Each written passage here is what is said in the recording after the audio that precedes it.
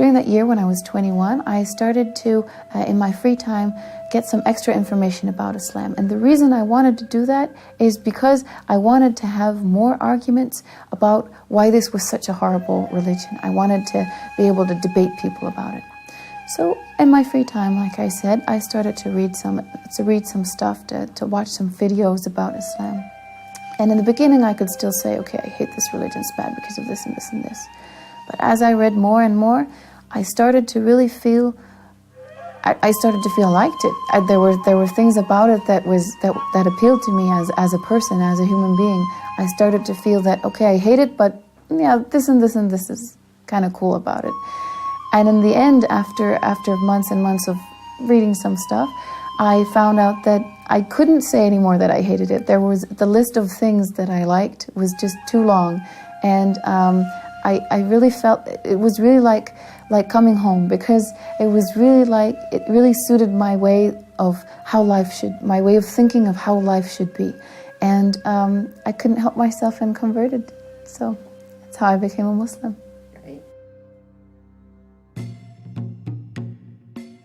Elisa, a half Venezuelan, half Chinese lingerie designer whom I met in Hong Kong, spoke to me from her heart.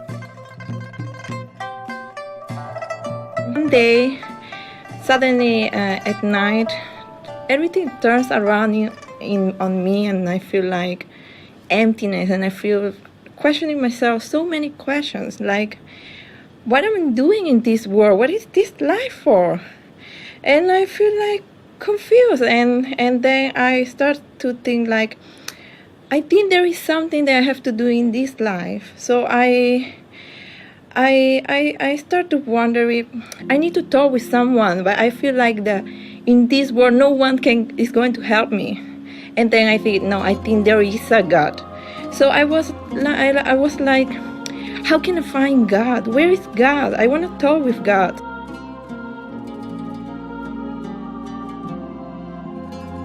One day I saw my sister praying, and then it really touched me, when I saw her praying. I was, wow, I think she's talking with God, and I want to talk with God also. And then I start to looking about things about Islam, and then I searched a word in the internet, and it said, La ilaha illallah Muhammadur Rasulullah. I didn't really know the meaning of this, but I feel so comfortable with this word, and I try to memorize it. And every night when I go to sleep, I was, because I feel like I was lost in this world, and I start crying. And every time that I go to sleep, I just say La ilaha illallah Muhammadur Rasulullah. I feel so comfortable. And then one day I told my sister, I know a word in Arabic, I know a sentence, I know La ilaha illallah Muhammadur Rasulullah. And then she said, you say this when you convert to a Muslim. And I was like, so I'm a Muslim. So and then I start to feel like that God was guiding me to find the truth about my life and the true path. So it was like, I feel like Allah subhanahu wa ta'ala, He opens my heart. Yeah, out of in one night like that. La ilaha illallah Muhammadur Rasulullah is the declaration of faith in Islam. It means that there is no God worthy of worship except Allah, and Muhammad is His messenger. But before we left Hong Kong, we also met Wing Zi Chung, a certified accountant in an international company, who also told us her story. My work gave me an opportunity to work in London for 2 years. So I went abroad. So I settled with my family, got my driving license, and I want to experience what is life. I want to really look for life.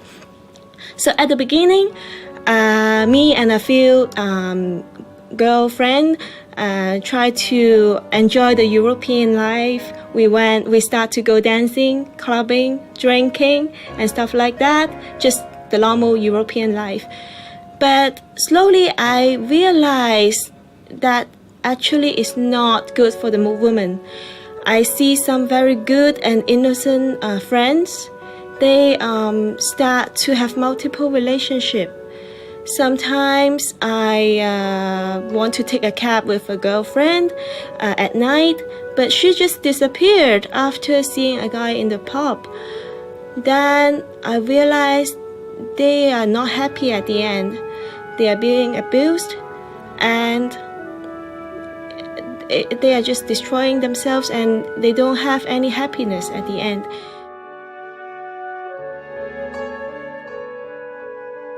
I start to think this European or Western lifestyle that we always feel superior, but I cannot find an answer within that. I took a flight to Florida, and I spent 7 days fishing by the pier, and I start to look for religion with the Bible on my left hand, and Fortress of the Muslim is a prayer book on my right hand. So my religious journey started.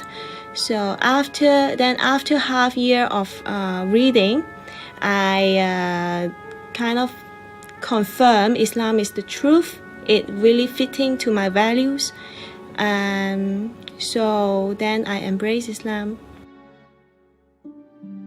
Back to Elissa. I asked her how she came to the decision to wear the hijab. When I started to work, I was really scared about it, wearing the hijab, and when everybody's looking at you so normal and suddenly you are with a hair covering. But then I meet a teacher, and my teacher gave me a really good concept about God. If you believe in God, if you believe in Allah, He will make it easy for you. And I was, yes. I started to get this concept, but still I was not that brave enough. And then one night, I got the Quran and I say, oh Allah subhanahu wa ta'ala, I need to be better Muslim, and I will follow you no matter what you will tell me this night what I have to do. And I just opened the Quran, and there was the ayah that Allah subhanahu wa ta'ala was telling the Prophet Muhammad sallallahu alaihi wasallam to tell women to cover themselves. And I just started crying. I was, mashallah, I cannot deny this message from Allah. And then the next day when I went to work, I talked with my supervisor, and then I said, I'm not Muslim, and I was not devoted at all, but slowly I understand the true meaning of my life, and I really want to go to work with wearing my head scarf. And then she said, yes, it's okay, do it. And then I start wearing my scarf, and I see a huge difference. I was scared how people would look at me, but when the women of my office, they look at me, they were like, oh, why are you wearing a headscarf? And then I said, because I'm a Muslim, and I can talk to them about Islam, and there was the most happy part of me in my job, that I can talk about Islam. And when I approached some of the male colleagues, the way how they looked at me was more respectful than before. And that is when I feel like, okay, this is what I call the honor of a woman. The West has many concepts about that. They don't understand that it's not just a piece of cloth that one puts on their head. It is a sign of, it's a badge of honor. We consider that it is because women are so special that they are not just a physical object, they are not just sex objects. Wearing the cover is a sign of obedience to Allah. Nobody has told her to put this cover on. It comes out of free will and out of deep conviction that she wants to obey Allah on this side. Now, some people tell me that when we wear the cover, we become more self-confident. Surely, because the man does not look at her as just a sex object or as a body, but he would like to speak to her, understand how she thinks, how she behaves. From time immemorial, men have been using women as tools of enjoyment. When a man is depressed, he goes out to have some fresh air and goes to a shopping center or mall. He buys a cold drink and sits outside or by the window to watch women, not men. After a couple of hours, he feels good and he goes home. When Islam tells women to wear the hijab, it is saying, enough is enough. Women, cover up. You're not for public use. Do not let them use you like that. it also gives me freedom that I can respect myself as a woman. I don't need to wear for you, man. I wear for myself. I wear for my husband. I don't need to please you because I need this job. Islam actually gives me a right to wear proper clothing, and I'm not forced to do it. In the beginning, I wore a hijab when I prayed. It started to bug me a little bit that I would wear the hijab while praying and then take it off and go outside. I started to feel that Allah, or God, as we say Allah, sees me always, not just when I'm praying. So if I go outside, He's also there and He's also watching me. It's not just a thing when you're praying. So I decided about half a year after I converted to start wearing the hijab. And ever since, I've been wearing it, never took it off. What about the women who do not wear the head cover or scarf? Should we look down on them? Absolutely not. They are just as respected, as dignified as all the other sisters or women in Islam. They consider that covering the head is a step higher or maybe a step forward. Later on, maybe in life, she would like to pick up the head cover. But when she understands more about it, nobody forces anybody to wear the head cover. As women in Islam, we have to wear a veil. And personally, I think wearing a veil is a process. It's not a trendy kind of stuff. No, women need to have the time to know how they're going to wear the veil and how they're going to behave, because wearing a veil is a responsibility. And inshallah, I will wear the veil. Just like converting to Islam was a process, wearing hijab was also a process. I didn't wear hijab when I first converted to Islam. I waited for a while until I thought it was the right time. Of course, I didn't want to upset my family. I was afraid of losing friends. I didn't want to not be able to find work. And I was living in New York City after 9/11, so it wasn't really a very friendly time for Muslims. But I knew I wanted to do it, so one day I just decided that I would wear hijab, and I did. When it was time to take a next step, I went one week with wearing hijab to work. And they told me that you cannot work with hijab in this place here. So I told them that actually it's 1 week to go to Ramadan and I really want to wear hijab. And I told you 3 months ago that I'm a Muslim. When it comes to Ramadan, I'm going to wear the hijab. I didn't have any knowledge, but I knew that Ramadan is a very holy month and I wanted to wear hijab in this month. Why and however, I didn't know by then, but I just felt I have to do that. And they offered me the double of the salary if I just take it off and stay for the next season, because all the kids love me and they want to come back only for me, so please stay. And they gave me an apartment, they gave me the food, they gave me everything. So when they were just firing me because of that, I was completely in the street. They told me, you have 1 week just to pick up your place, to clean up your place and get your stuff out of your apartment, and then we don't want to see you again. When I was actually cleaning up the apartment and I went back to the hotel for once, they kicked me out by the security. They kicked me out by security because I'm not allowed to go in this hotel again. I'm not working here anymore, and I just wanted to visit one of my colleagues to say goodbye to him, and they kicked me out by security. I had 1 week to find a solution for myself, where to stay, what to do, how. I didn't even have money to take a ticket back to Germany, and I knew I don't want to go back to Germany.